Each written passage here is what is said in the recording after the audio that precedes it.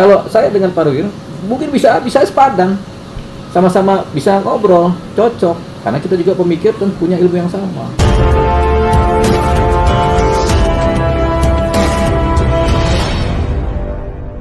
Mas Tio, gimana sih tentang Rocky Gerung? Tentang sosok Rocky Gerung, kalau dari biografinya kita nggak terlalu dapat ya, tapi kalau dari cerita-ceritanya dia seringkali berbicara dengan kosakata yang lengkap, putar-putar kata, kemudian dengan kemampuan logika, filsafat logika. Jadi mungkin Pak Rocky Gerung ini pernah belajar ilmu di akademik, yaitu tentang filsafat logika. Nah, ini tentang filsafat logika. Setiap orang yang pernah belajar tentang filsafat logika itu kemudian bisa berbicara secara lengkap, baik dengan cara analogi, persuasi, argumentasi, tapi dengan logika dalam berkata-kata. Dia memakai ilmu ini.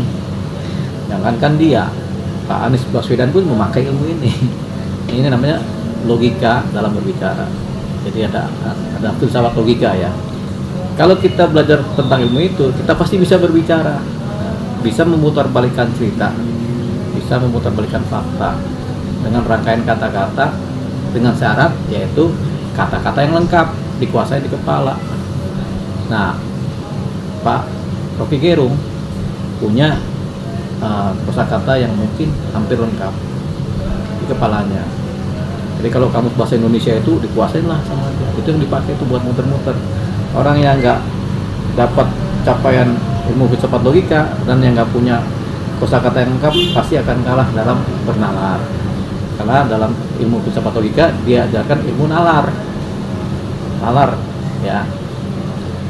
Nah, dia hanya bisa dilawan dengan orang yang punya kemampuan yang sama, yang sudah belajar ilmu filsafat logika. Filsafat logika itu diajarkan baik di jurusan-jurusan filsafat maupun di jurusan psikologi.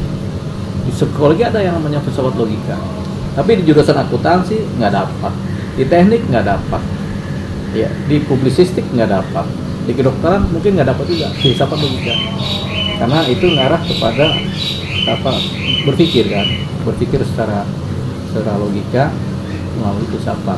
Nah, dia punya mungkin ilmu ini, kan kita nggak tahu latar belakangnya, tapi dulu dia pernah mengajar di Fakultas Sastra UI, mengajar filsafat. Itu artinya dia sudah menguasai ilmu filsafat. Cuman kadang-kadang orang yang belajar ilmu filsafat kadang-kadang tidak dibarengi dengan belajar mengenai moral dan etika, tata krama dan adab. Moral, etika, tata krama, adab. Karena kurang di situ sehingga berfilsafat iya, berlogika iya, kemampuan menjawab secara ngeles juga bisa, tapi adabnya nggak kurang, sehingga cenderung menjadi superior, merasa menang secara ilmu pengetahuan, merasa tinggi secara keilmuan, sehingga mudah kemudian melecehkan orang lain, mudah kemudian menganggap rendah orang lain. Ketika dia berdebat dan dia bisa memenangkan dan bisa merendahkan, itulah yang kemudian membuat kesenangan batin. Kenapa? Karena adabnya rendah. Nah, kelemahannya Bang Rocky mungkin itu tidak mendalami ilmu adab, ilmu tata krama, ilmu budaya secara baik, nah, kemudian ilmu etika dalam berbicara, dan kemudian akhirnya mencoba merasionalisasikan semua kata-kata menjadi positif, tergantung kepentingan. Kata positif bisa dibikin negatif, kata negatif bisa dibikin positif. Itu yang jadi tampak ketika timbul kata bajingan, tolol. Oh, bajingan itu kata positif, ini artinya ini dengan latar belakang epistemologi, asal usul kata. Dulu arti kata itu bagus, sehingga sekarang juga dianggap bagus. Orang-orang aja yang menilai kata bajingan itu jadi jelek, karena dari bahasa Jawa yang bagus hasilnya ini kan gitu kan. Itu dari segi epistemologi. Tapi yang dia lupa Kata bajingan itu sebenarnya bukan dari kata bajingan bahasa Jawa, tapi dari kata bajing, yaitu binatang.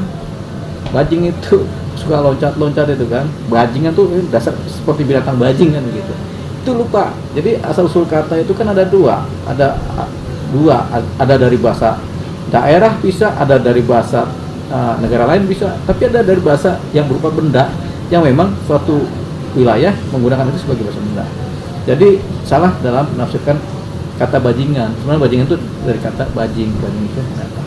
Nah, karena adabnya juga mungkin kurang, diduga kurang, sehingga dia lupa dalam beradab.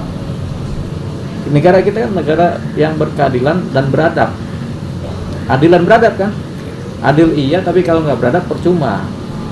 Yang paling penting kan beradab. Adab itu tata krama moral, tata krama etika berhubungan dengan orang lain. Itu yang kemudian mungkin juga kurangnya di Pak Rocky Gerung sebagai seorang pembicara. Dia ini sebagai seorang pemikir dan pembicara, tidak lebih dari itu. Kalau suruh kerja membangun gedung atau apa kan nggak bisa, karena itu kerjaan teknik sipil. Suruh merancang arsitek bangunan supaya bagus nggak bisa juga. Tapi kalau memikir dan berbicara bisa. Dia cuma bisa dilawan dengan orang yang juga pemikir dan berbicara. Kalau Pak Rocky Gerung sama Pak Anies Baswedan ngobrol cocok, dijamin. Karena sama-sama bermain di kata-kata,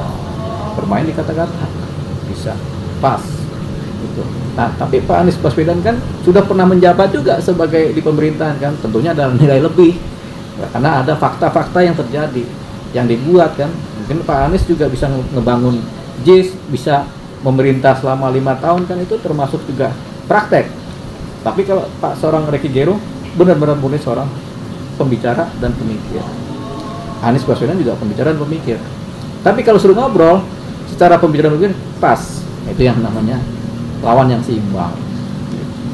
Ada orang bisa bekerja tapi jarang berbicara.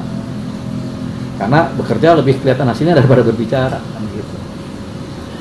Contohnya yang berbicaranya kurang tapi kerjanya bagus, contohnya kan Menteri Kerjaan Umum Pak siapa? Basuki. Itu bagus dia gitu kan, tapi bicaranya juga kurang. Ngapain kok bicara, kerjanya juga hasilnya ada kan gitu. Itu dia. Nah, dibandingkan sama Pak Rocky Gerung ya dia pembicara dan pemikir, cuman seringkali adabnya kurang, kata-kata yang nggak pantas dalam kamus bahasa Indonesia yang dianggap jelek suka dikeluarkan.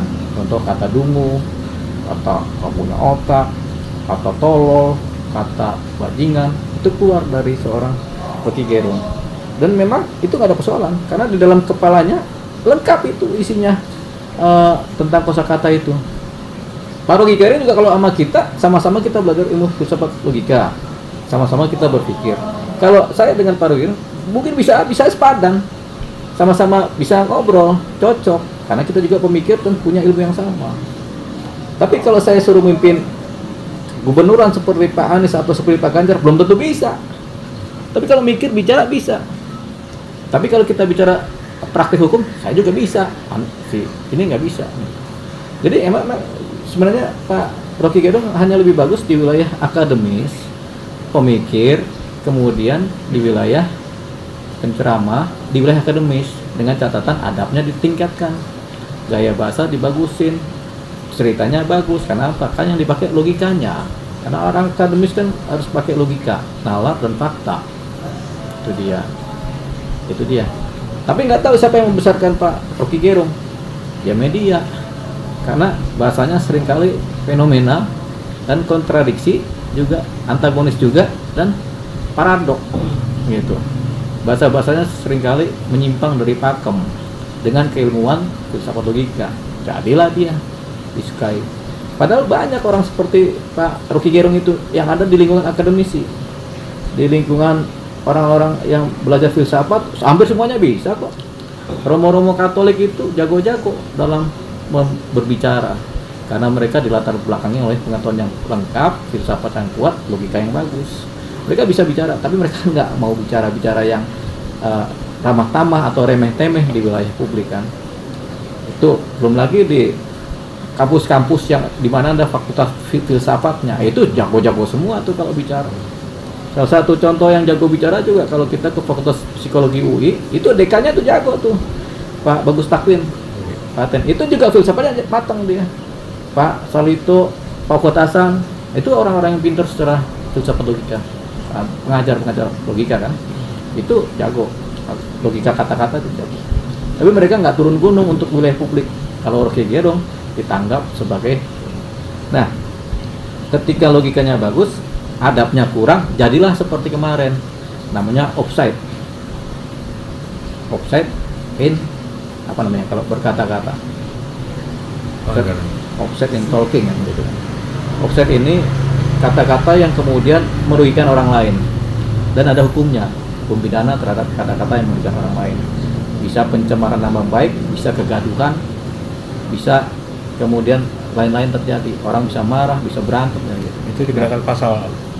Nah, kalau yang kemarin Pak Rocky Gerung, kalau ceritanya lengkap, dia itu bisa delik aduan, bisa delik biasa bisa.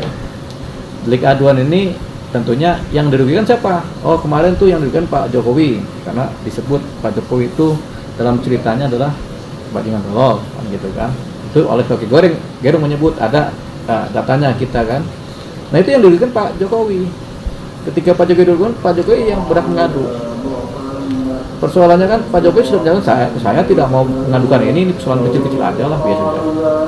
Tapi ada delik lain yang bisa jerat Pak Rocky Gerung, yaitu delik biasa, namanya bukan delik aduan. Siapapun boleh melaporkan. Kenapa? Karena Pak Rocky Gerung kemudian menimbulkan kegaduhan dan provokasi. Dari ceritanya dia kepada khalayak yang disut, dia menyatakan nanti 10 Agustus akan stop jalan tol. Nanti kita tutup jalan tol, kita pimpin. Itu kan menimbulkan provokasi dan kegaduhan. Orang yang lewat jalan tol kan bisa teriak nih. Ya kan, kemudian bisa memprovokasi terjadinya huru-hara. Kegaduhan itu salah satunya adalah huru-hara. Orang kemudian berantem di situ kan. Memprovokasi massa. Nah, itu ada pasalnya. Undang-undang tahun 1946.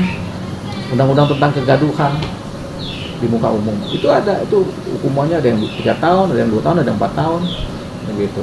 Nah, secara delik biasa kenalah Pak Rocky Gerung ini memenuhi unsur, makanya ketika dia melaporkan dengan delik biasa ya diterima, mau nggak mau diterima karena ada pasalnya, ada unsurnya yang diduga dilakukan oleh Rocky Gerung. Apa yang di ini bukan kata bajingan tololnya yang kemudian menjadi persoalan pidananya, karena itu sifatnya adalah delik aduan, tapi yang menjadi ininya adalah dia memprovokasi masyarakat Indonesia lewat menghentikan jalan tol di 10 Agustus nanti, memprovokasi supaya ada huru-hara di situ, menimbulkan kegaduhan seperti itu. Nah, ini yang kemudian menjadi pidana. Di samping juga ada rentetannya termasuk menghina kepala negara secara umum, melecehkan kepala negara secara umum, perkiraan orang banyak, yang kemudian bisa menjadi fakta.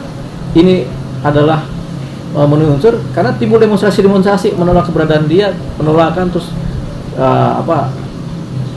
ketidaksukaan, terus laporan polisi, kan itu kan kegaduhan namanya. Jadi dia bisa dijerat itu. Siapa lagi yang bisa dijerat dengan kegaduhan seperti ini yang dibuat oleh Pak Rocky Gerung?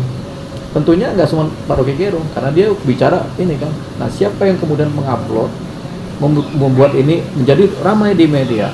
Itu deh, pengupload ini juga kena secara undang-undang ITE, karena menyebarkan berita-berita yang gaduh, gitu. Nah, cuman tentunya ini adalah offset yang mungkin dilakukan oleh pihak-pihak, baik Pak Rocky Gerung maupun yang menyebarkan. Dalam hal ini kita tahu ini Pak Refli Harun kan yang menyebarkan lewat medianya kan, lewat YouTube-nya dia. Ini mungkin, tapi kan Pak Refli Harun ini kan sebenarnya sarjana hukum dan pengacara sebenarnya. Apa lupa mengkontrol ini, basic kontrol ini, karena mungkin kebawa, mungkin Pak Refli Harun kebawa sama suasana politik yang tahun 2024 makanya menggebu-gebu sehingga lupa koridor pengamanan diri namanya, koridor pengamanan diri. Jadi sayang kali kemudian dilaporkan. Nah, ini yang kemudian menjadi persoalan yang sekarang bergulir. Ya sayang, seorang Pak Refli Harun kemudian harus dilaporkan, seorang Rocky Gerung, karena mungkin tingkat adabnya terhadap sesama mungkin kurang ya, karena kan kita sudah bisa baca nih kata-kata dungu-dungu tadi kan sebenarnya nggak boleh tampak, nggak boleh kita menjustifikasi seseorang itu dungu atau bodoh atau itu, sebenarnya nggak boleh, apalagi seorang presiden gitu, nggak boleh. Nah itu kan dilakukan, berarti kan kita bisa ukur adabnya bermasyarakat, bersosial mungkin kurang. Kita semua bisa ngingatin Pak Rocky Gerung, berubahlah gitu. Berubahlah supaya menjadi baik, pemikir yang baik, pembicara yang baik, pemikir yang baik dengan filsafat logika yang baik.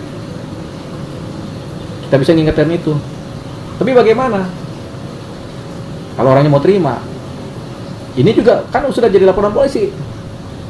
Kalau laporan delik biasa kan kadang-kadang nggak bisa dicabut. Nggak ada permaafan terhadap delik biasa. Permaafan hanya ada terhadap delik aduan oleh si pengadu, mencabut laporan karena sudah berdamai, restoratif justice kan. Tapi permaafan terhadap delik biasa tidak ada, tidak dikenal. Negara bertanggung jawab untuk menjalankan mengeksekusi prosedur laporan pidana seperti ini.